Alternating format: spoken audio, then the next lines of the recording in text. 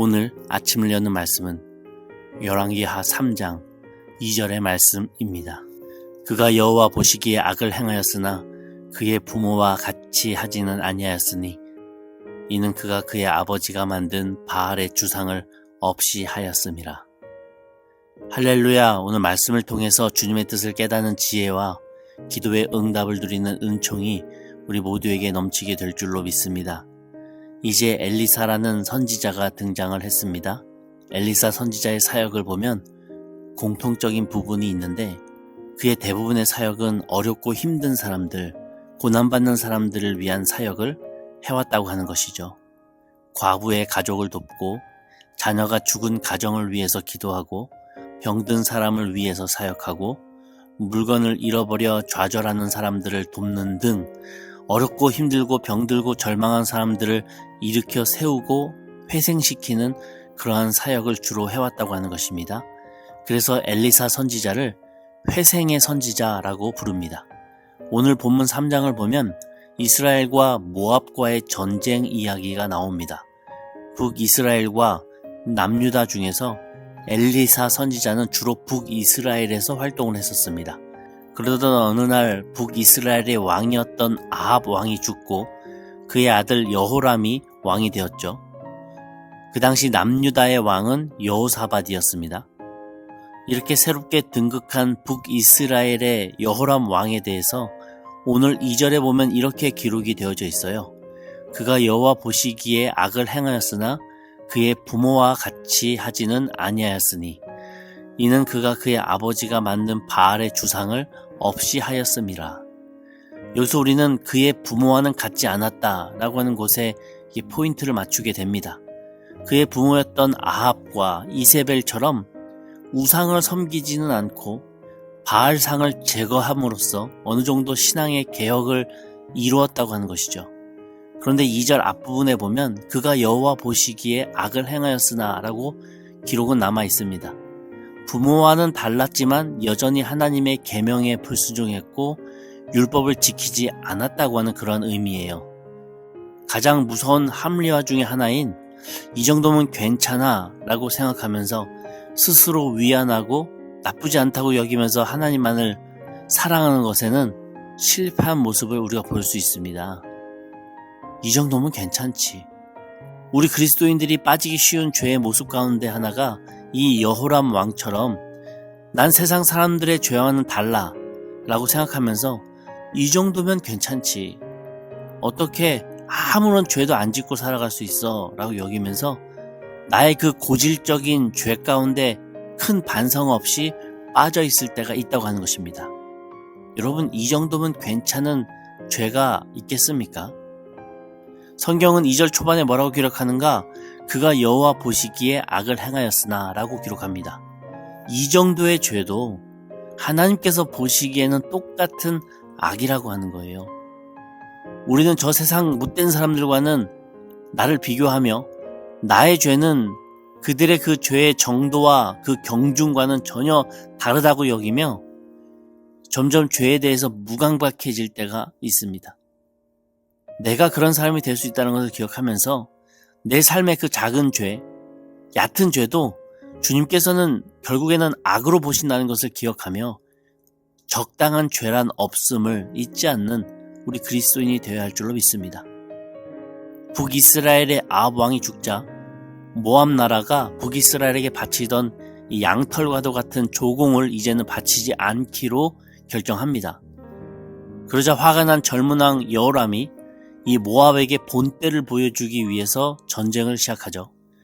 근데 혼자서 전쟁하기에는 좀 무서웠는지 아래쪽에 있는 남유다 왕인 여호사밧에게 같이 가자고 지원 요청을 합니다. 조금 있다가는 또 옆에 있는 에돔 왕에게도 합류해서 이 모압을 상대로 혼을 내주자고 그렇게 연합을 구성하죠. 결국 북이스라엘, 남유다, 에돔이 연합하여서 3대1로 이 모압을 혼쭐을 내주기로 합니다. 좀 치사해 보이긴 하지만 이 세상적 계산으로는 아주 똑똑하고 합리적인 방법을 선택한 거죠. 영원한 적도 없고 영원한 아군도 없는 그러한 정치적인 상황입니다. 그렇게 모압과 전쟁을 치르려고 여정을 떠났는데 이 젊은 여호람 왕이 이제 막 왕이 되었으니까 이 전쟁 실전 경험이 부족하지 않겠습니까? 또한 그의 참모진들도 젊은 사람들로 싹 물갈이가 되었던 것 같아요. 전쟁 노하우 없이 그저 열정만 가득했다고 하는 것이죠. 그렇다 보니까 충분한 식수를 챙기지 못하게 됩니다. 계산에 미스가 난 것이죠. 병사들이 마실 물은 조금 남아있지만 가축들이 마실 물은 금방 바닥나 버렸습니다. 다른 나라 왕들, 즉 남유다 왕과 에돔 왕도 이 여호람 왕만 믿고 군수품이나 추가 물자는 계산하지 않고 병사들만 데려왔거든요. 이건 여호람 왕이 다 준비해야 될 물자들이었습니다. 그런데 이 왕이 이렇게 부족하게 준비할 줄 누가 알았겠습니까? 그래서 전쟁도 하기 전에 이 젊은 왕은 매우 창피해하고 당황스러워하죠. 그럴 때 그나마 조금 경험이 있었던 남유다 왕 여호사밧이 하나님의 예언자에게 좀 도움을 요청하자 이렇게 제안합니다. 그러자 신하 가운데 한 명이 말하기를 엘리야 선지자의 제자였던 엘리사 선지자가 이 근처에 있다라고 말을 해주죠. 그래서 엘리사를 찾아갑니다.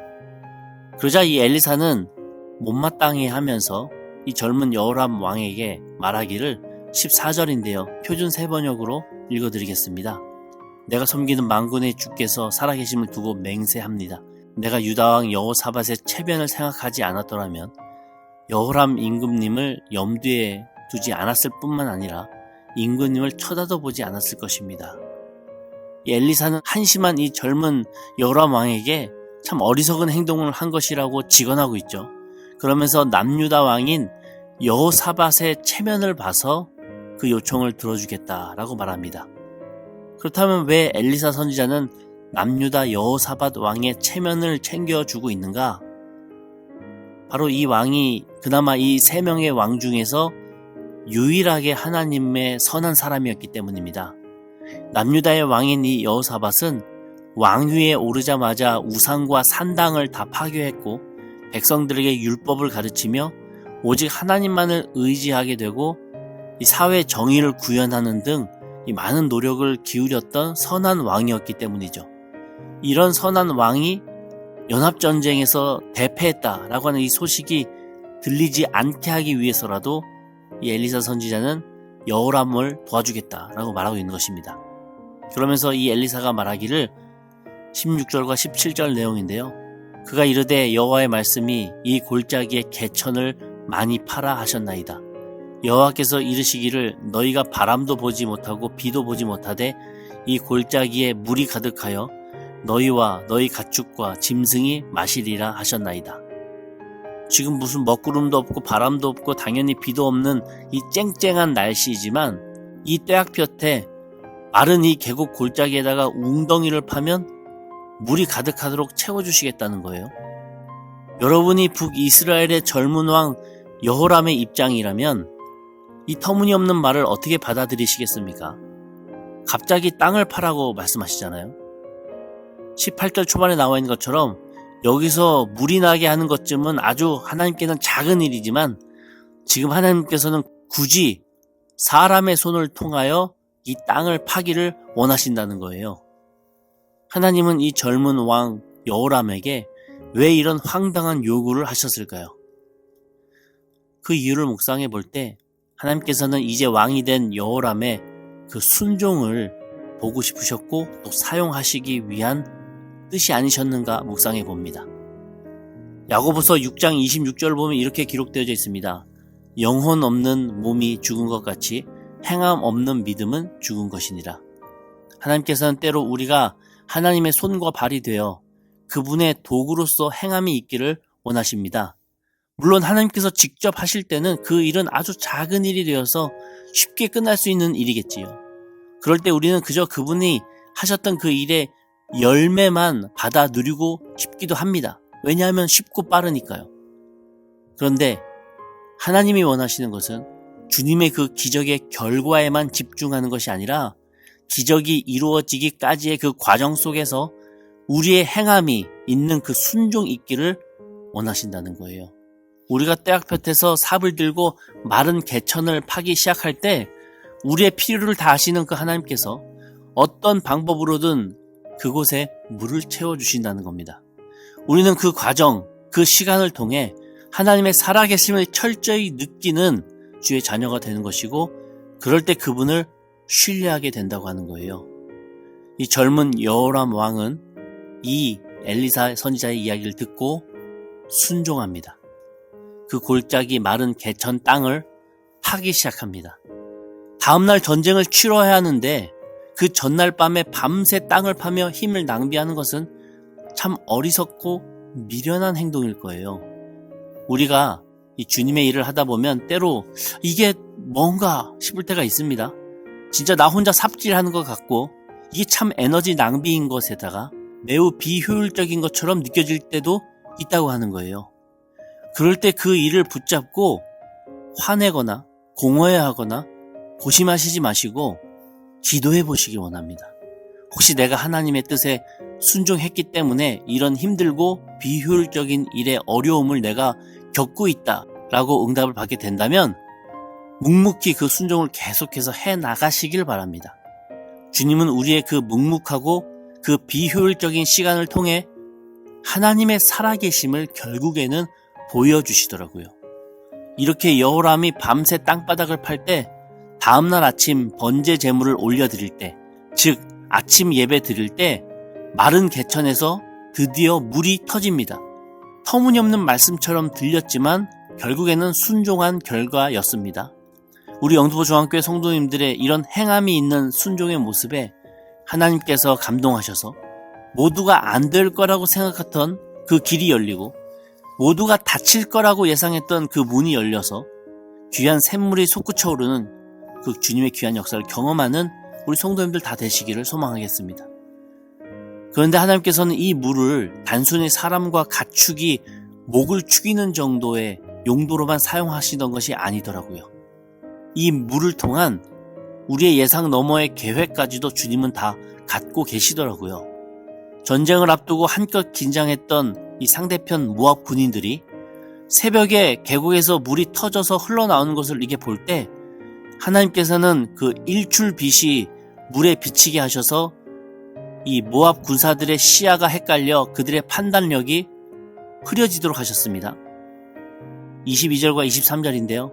아침에 모압 사람이 일찍 일어나서 해가 물에 비침으로 맞은편 물이 붉어 피와 같음을 보고 이르되 이는 피라 틀림없이 저 왕들이 싸워 서로 죽인 것이로다.